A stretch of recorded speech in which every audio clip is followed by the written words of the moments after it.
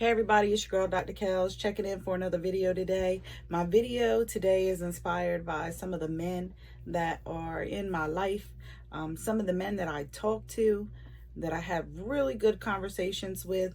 The topic of the video is mental health and men. Mental health is a subject that a lot of people frown upon, a lot of people shy away from, that they don't want to talk about. It's even worse among the men. Why is that? Men have mental health needs the same way that women have mental health needs, the same way children have mental health needs. Mental health is universal. So even though with certain issues, it might be more common to women, it might be more common to children. There are certain problems that might be more common to men. Either way, it's universal. Whether it be a marginalized community, a community that might be more susceptible to mental health issues, either way, mental health is universal. We all have mental health and we should be addressing it and not ashamed to address it. So over the next few videos, I'm going to hopefully get your wheels spinning a little bit, maybe give you some things to think about when it comes to men and mental health. We are going to talk about mental health issues in relation to men, but some of the things that I'm saying are in relation to all. So take what is relevant to you, leave what is not, take some, pass it on to somebody else that it might be relevant to. Either way, the information is here for everyone's taking.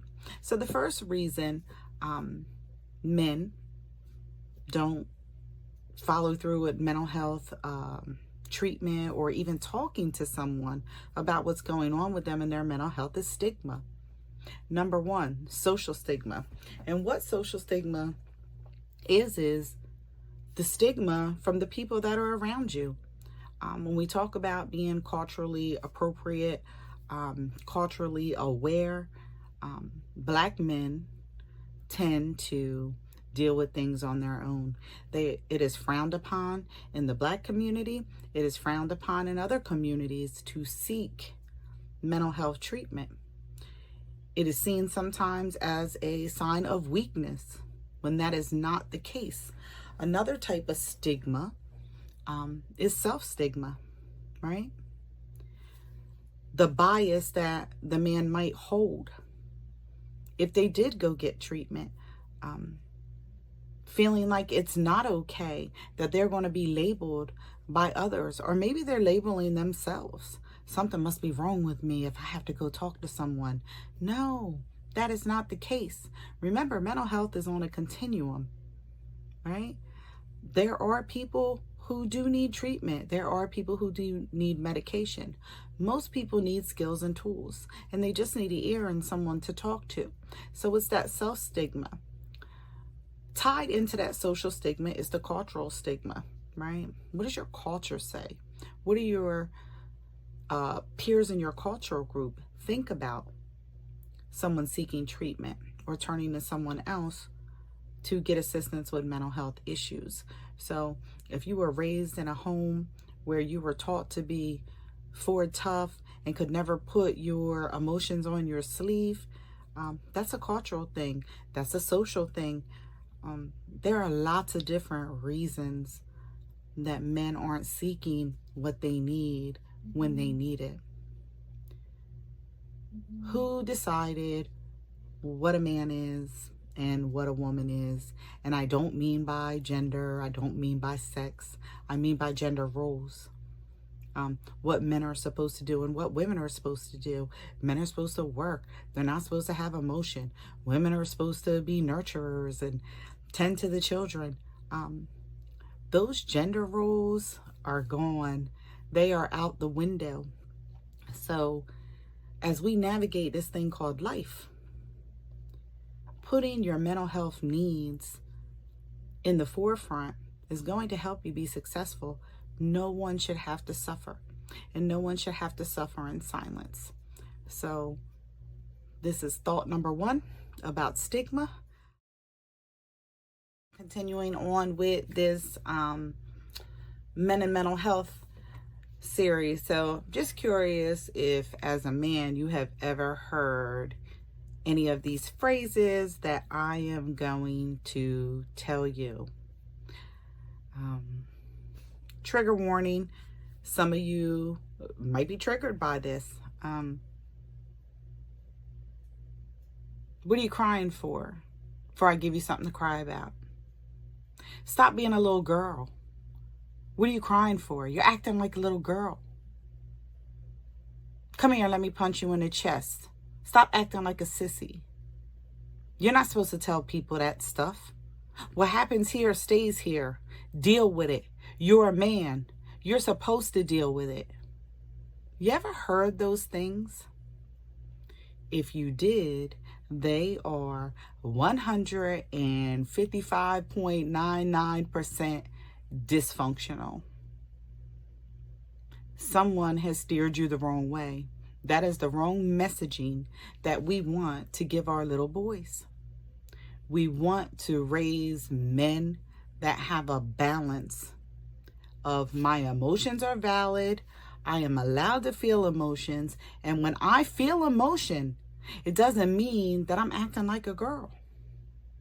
It doesn't mean that they don't matter. We raise our boys to think that emotions are not okay for them. And that is not true. You need to listen to your children, your young boys, and you need to cultivate behavior that allows them to tap into their thoughts and their feelings. Because when you don't, when stuff is going on in their childhood, when they are witnessing different things, when they become a school-age child and move through middle school and high school, they're not going to speak about what they need because they have been told, shut up and suck it up, because that's what men do. No. Real men have emotions. Real men cry.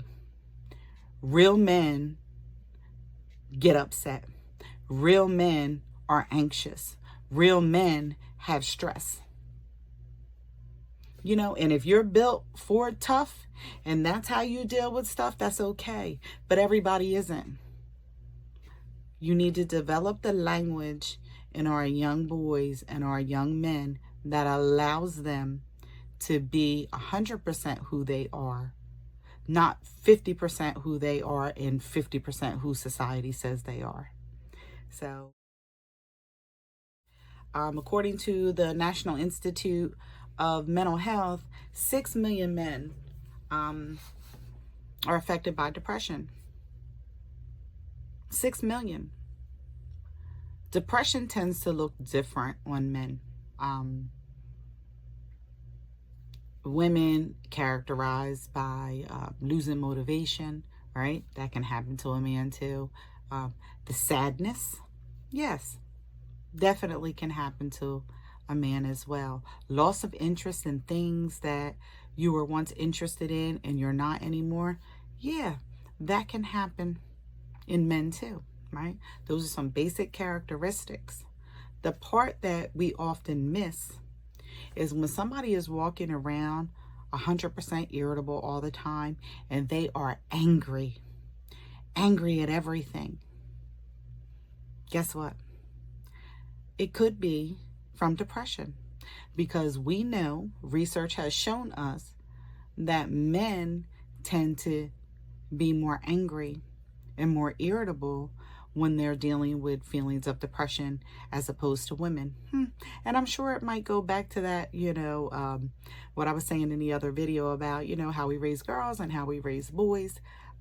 But someone who is intense all the time and living in a constant state of anger, and you can't even ask them, how's the weather, without it being a rap, rap, rap response, there might be something going on there. So it's not uncommon for men to experience mental health issues. 1 in 5 people have some type of experience with mental illness, some type of struggle. So that's 1 in 5. So the next time you're in a room, count off to 5. 1, 2, 3, 4, 5. You're it. 1, 2, 3, 4, 5. You're it. That's how common mental illness is, and that's how common mental health issues can be. So if a man is constantly living in an angry place, there may be an underlying root of depression, right? And remember, one size does not fit all, right? What it looks like for you, it might not look like for me. But either way, there is hope and there is help. When we talk about the comparison between depression and the suicide rate, depression and suicide have been ranked one of the leading causes of death among men. Another statistic is, even if women attempt suicide more frequently, men tend to complete more frequently. So that is something that we all need to take in consideration. Men, you're human too. Depression can come out of a situational issue. Depression can come from genetics. You know, it could be a chemical imbalance. It doesn't mean inferiority. It doesn't mean that you're broken. It means that's just an area in your life that you need a little more help in. If you broke your leg, you would go to the hospital. It's the same thing with your mental health. So just want to spread the word, talk a little bit about what it is and what it could look like for different people. But the numbers for men and mental health issues, the statistics are crazy, especially for our Black men, right? The distrust in the system, distrust of providers, just from a historical perspective, not enough like providers, like as in racial.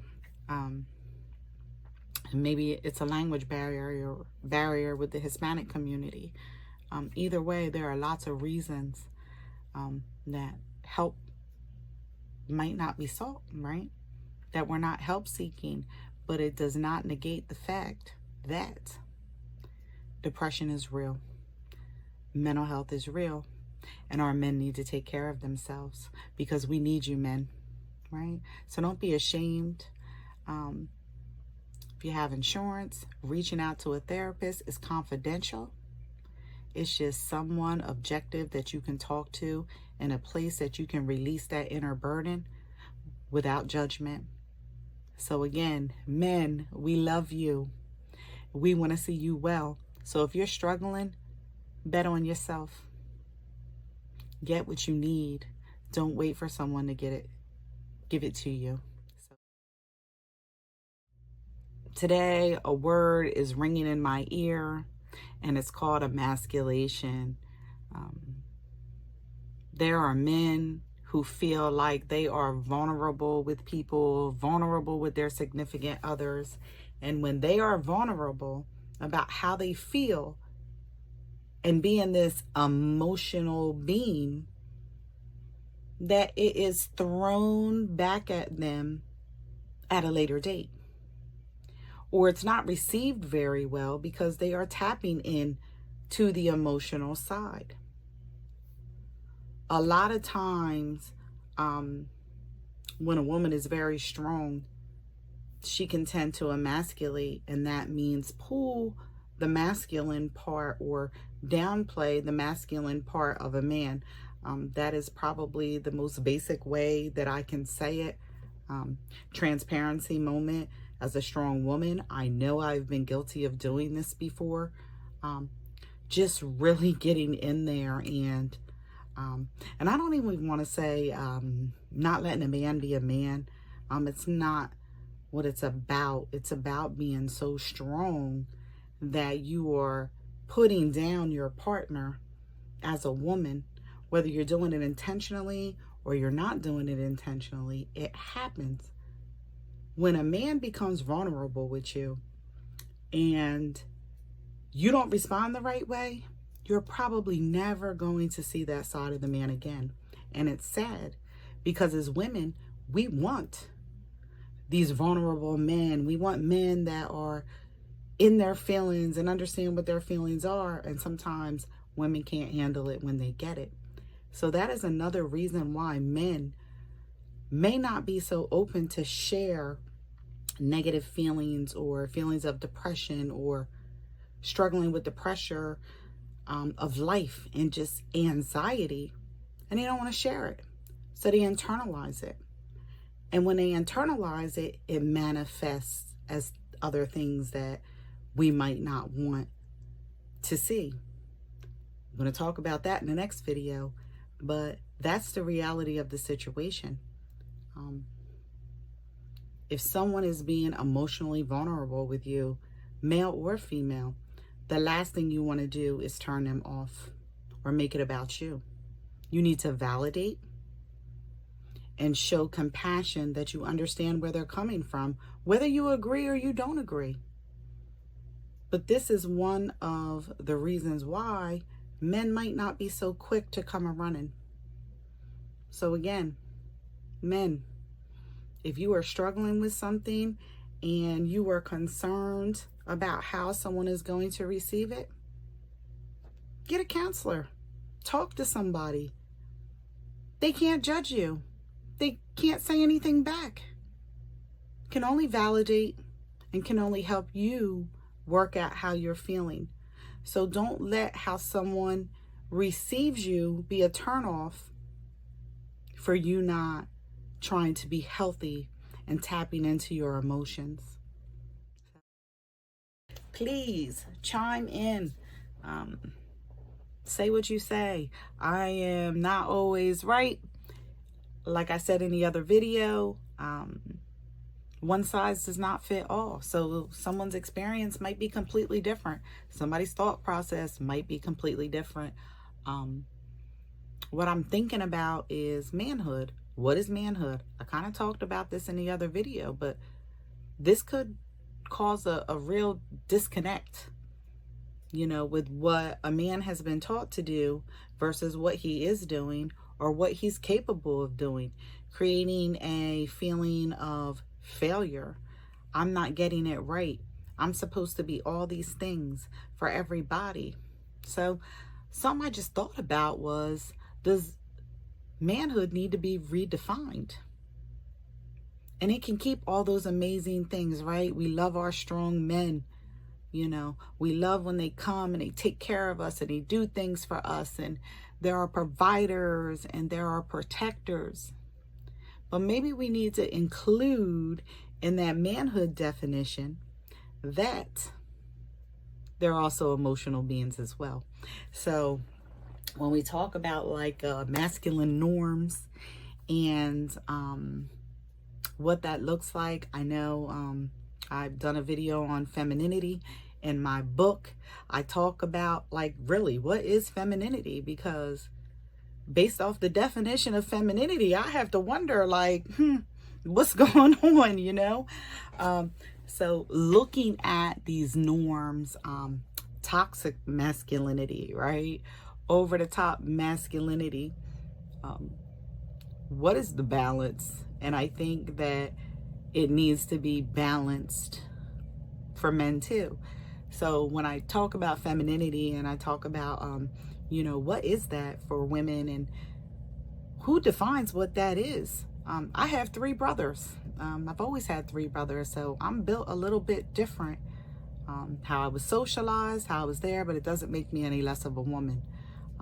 It doesn't make me any less feminine because I do yard work or I know how to use power tools and things like that. I'm not any less of a woman, you know?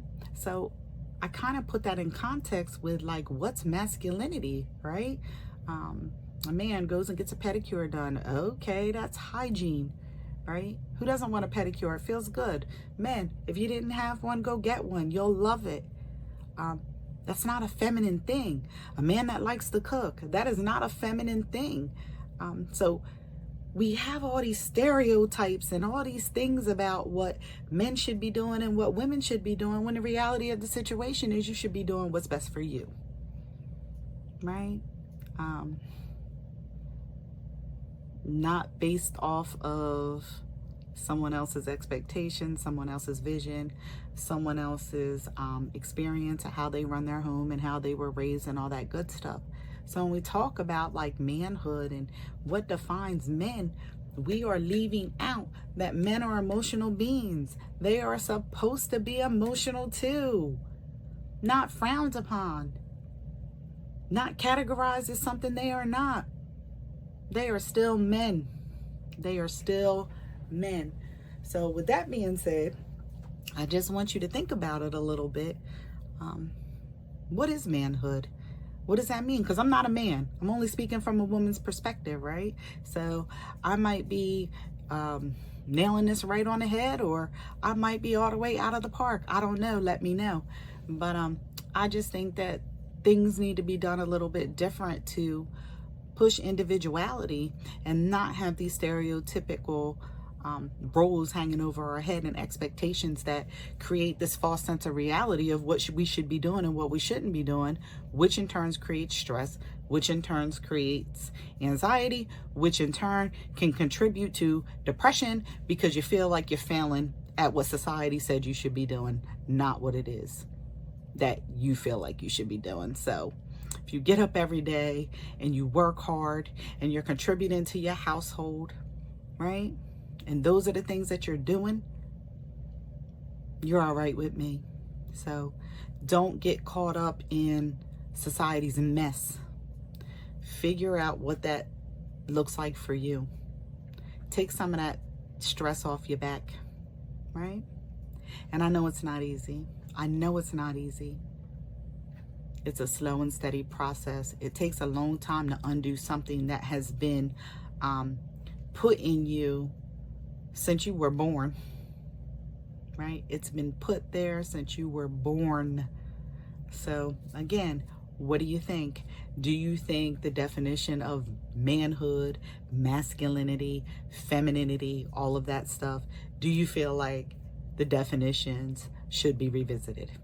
Let me know what you think. Shout out to all the men who wear it on their sleeve. Shout out to you guys that are putting it out there when you're not in a good place, because you are serving as a role model for other men who are not doing it. I feel like it's admirable, and I think it's a great look for you to be able to say, hey, this is me, this is what's going on, and I'm not okay. Because it's okay not to be okay. Sometimes a conversation is all we need. Just a conversation. So shout out to you guys that have learned that it is not a sign of weakness to show emotion.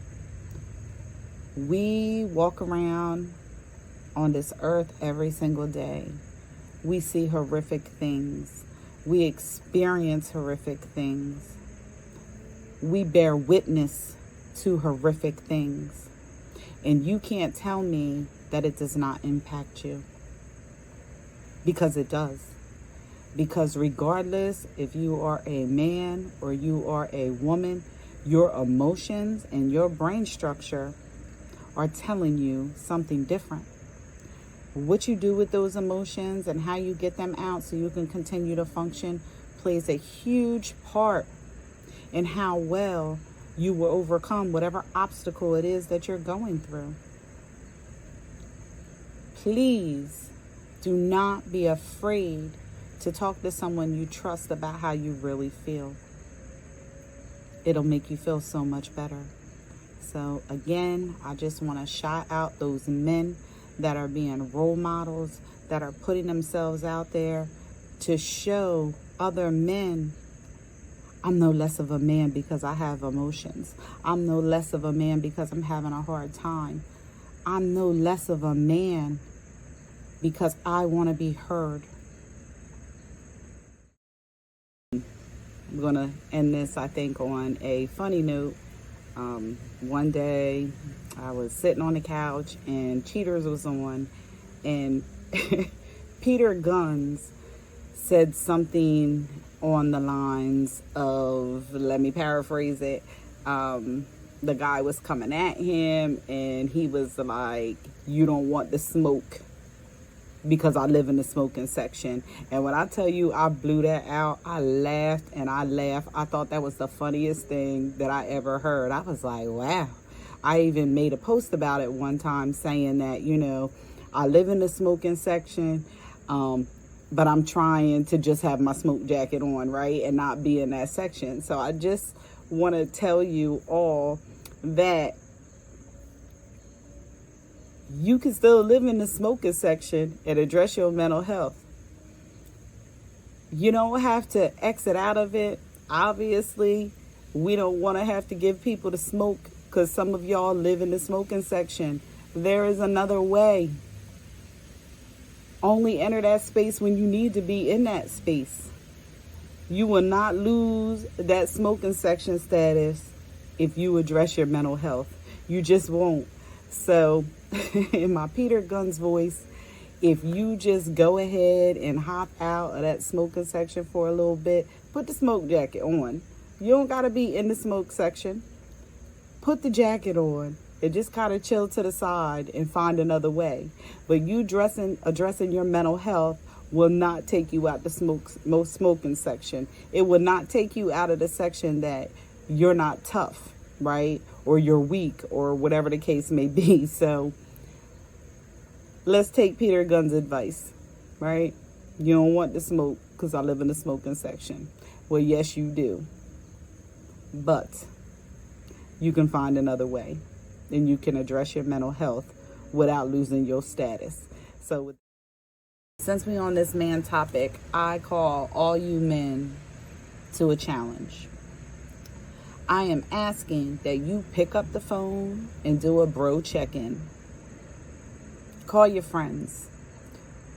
Call your boys. Call the men in your life. Call them and just ask them, how are you? How are you feeling? Is everything okay?